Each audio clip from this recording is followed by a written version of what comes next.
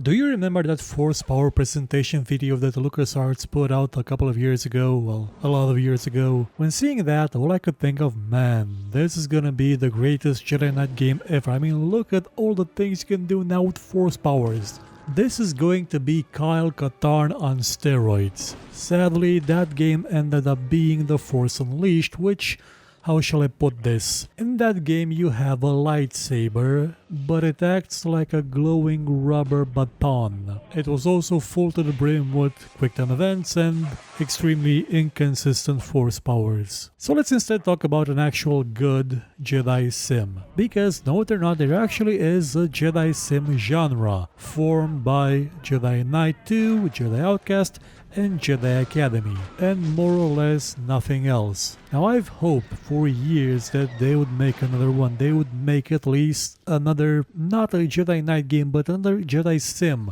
A game that lets you combine fighting styles, that lets you use force powers, lightsabers, lets you do all sorts of acrobatics and combat maneuvers, and imagine if Chivalry had lightsabers. But for some reason, LucasArts didn't do that. They focused on the Force Unleashed series, which was not profitable enough to keep them afloat. And Disney being Disney, Disney does not do games, and Disney licenses stuff to Electronic Arts, which again does not do well, yeah, they do games, but not the games we more or less want. Though I do have some hopes for the one on which Amy Hennig is working, because she's basically the best writer in the games industry. Gameplay will still probably be crap because she doesn't do the gameplay. If she did, it would probably be as good as the Legacy of Kain games, which are great. But again, we probably won't get that, so what better time than now, well, any day, to remember a good Jedi Sim, like Jedi Outcast.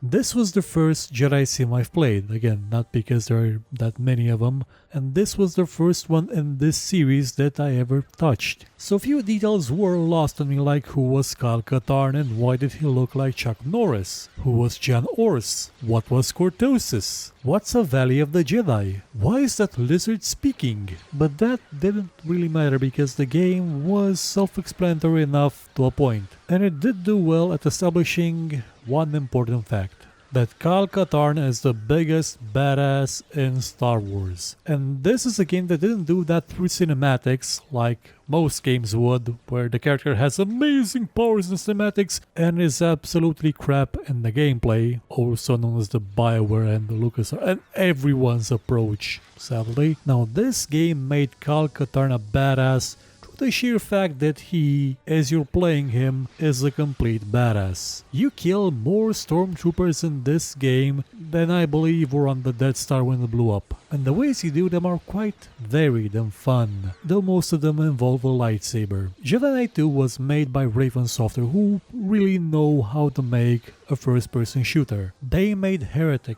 Hexen, Soldier of Fortune, Star Trek Voyager Elite Force, and Quake 4, but to be fair, they're under contract to make a lot of stuff for a lot of people, so I won't hold that against them. And the fact that they develop first-person shooters, a lot of them, shows in Jedi Knight 2 because about a quarter of the game is a first-person shooter. One that's, how shall I put this? I enjoyed it a lot about 14 years ago when I first played it, but looking back at it now, at the first-person shooter parts, it's a bit not that great.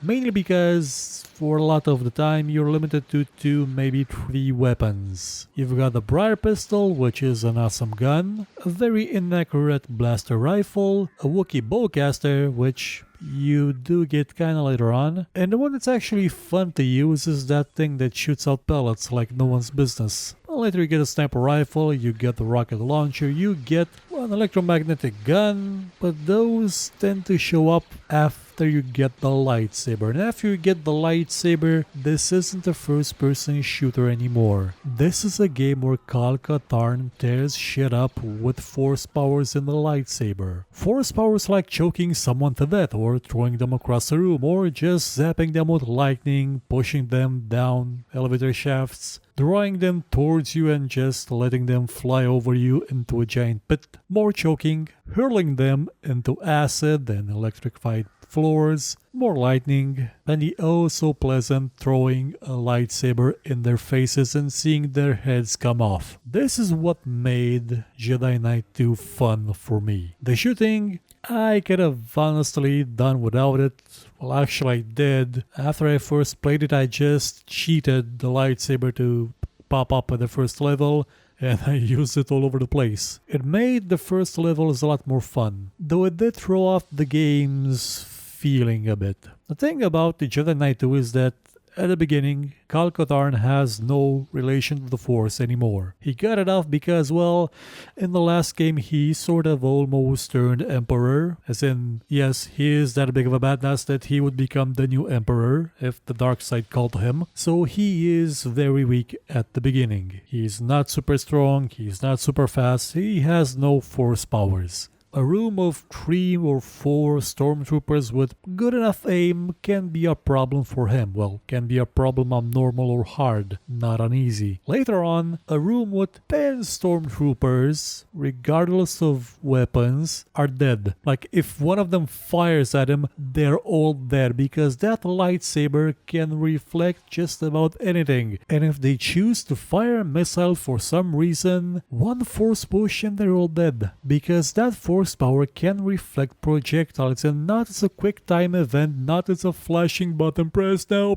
no. You have to be careful when you press it. If you press it too soon, you're dead. Too late, you're dead. And a kind of, Jedi is not being rocket proof. This was a game that sort of trusted you to actually try and understand how to play it, how to become better at it. Now, don't take the footage on the background as a lesson on how to play it properly, because I haven't done so in about 8 years. But the game does reward you for actually learning its mechanics, its way of movement, its flow. And it had a flow that was a bit crap. This game is built on the Quake 3 engine, which in most of its incarnations has very precise movement. Here, everything is floaty as hell. I mean, if you look at especially Kyle's movement, his feet don't actually register with the movement, meaning that you will slide off things without moving your feet, which makes platforming very aggravating at times, which is a shame because this game has a lot of it, and I mean a lot of it.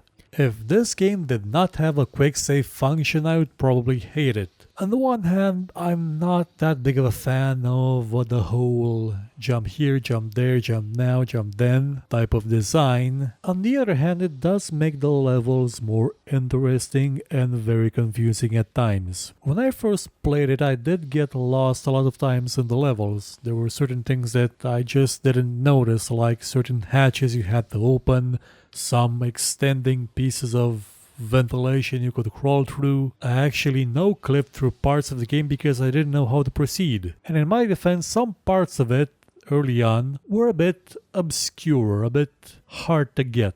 I know this because everyone else in my class had the exact same problem. So what I'm saying is, a map would have helped, because if I'm not mistaken, the other games before, well, at least the first one, Dark Forces, had a map because it was inspired by Doom and Duke Nukem, though I think it came out before Duke Nukem, and it had an auto map, one which was very useful, one which could have been useful here as well, though again it would have probably been confusing because this game has verticality all over the place. There are levels which are more vertical than horizontal, and they also tend to be very big, covering interiors, exteriors, swamps, spaceships, temples, cities, mines, bases, star destroyers. You go everywhere in this game. You even go to Bespin. You get to meet Lando. You get to fight side by side with Luke Skywalker. For any fan of Star Wars, this game is a real treat. Not just because of the locations and characters, but because it does let you be a Jedi, like no, not really any game has done before it. And after it, only Jedi Academy outdid it, because it had more options. But most of all, apart from the good single-player campaign, it's not Shakespeare, it's a bit predictable, but it's okay, it's fine. Again, the levels are great, the action is great. You get to kill so many stormtroopers by beheading them, especially if you use the saber-realistic combat command, which actually turns a lightsaber into a deadly device that will more or less cauterize and cut off any body part it comes in contact with, and just results in instant death. Yours too, because you will be fighting some force-powered enemies which have their own lightsabers.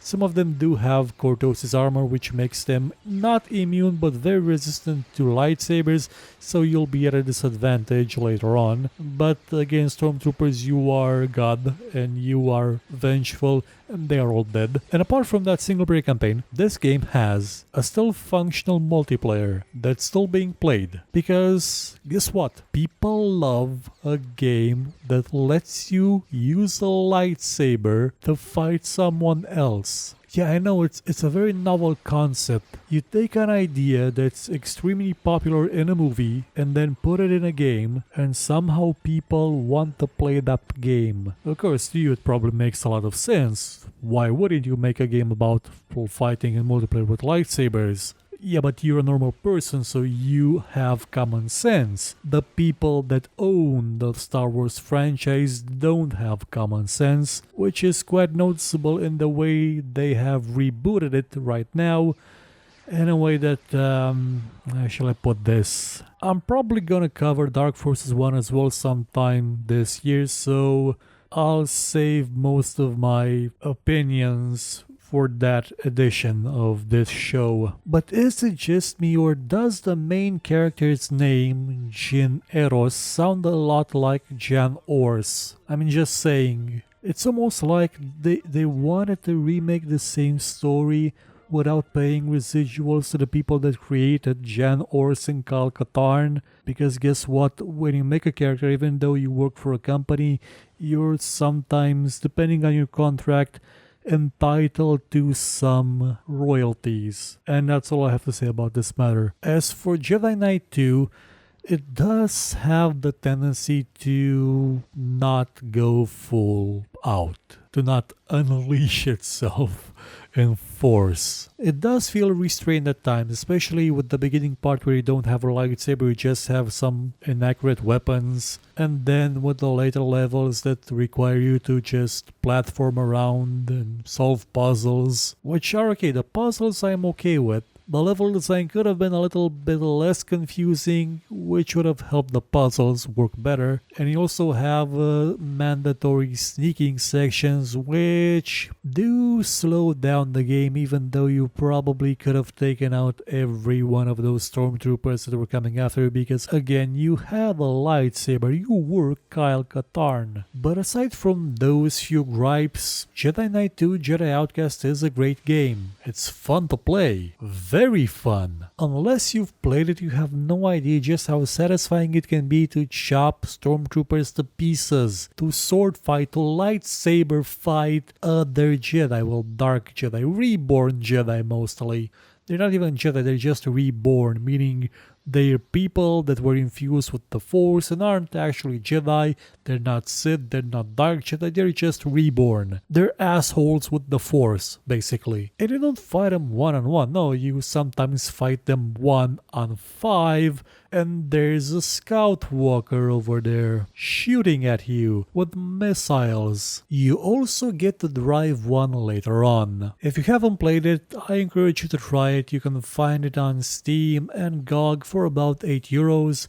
It was at a really low price a couple of months ago, so this June when the Steam summer sale comes on, you should check it out. You'll probably get it and Jedi Academy for a lot less. Or the entire series, which I highly recommend. I always thought that this series would have more parts to it. Mostly because after the release of Jedi Academy, it seemed like the game was still holding back in some aspects, like it didn't still give us all it could have given us, so they were probably saving some bits for another sequel, like they do. But this time, there was no sequel. The series vanished into the night and was replaced by some game about a guy with a rubber glowing stick hitting Wookiees in the face. Really, you'd think that fur would burn off, but no. All Wookiees are made of cartouches, it seems. And so are stormtroopers and everyone. But not in Jedi Outcast. Here everyone was fair game when it came to getting their heads chopped off, even Kyle Katarn. If you enjoyed this show, hit the like button, subscribe, and share it with your friends. Or, if you thought it was horrible, then share it with your enemies and make them suffer. We shall be your weapon of vengeance. But if you liked what you saw, you could, I don't know, maybe donate, because basically YouTube is horrible at revenue, by using the link in the description, or just buy my book. It's a fantasy book about, well, a lot of stuff. I guarantee it won't suck, and if it does suck, you can find me here and complain about it.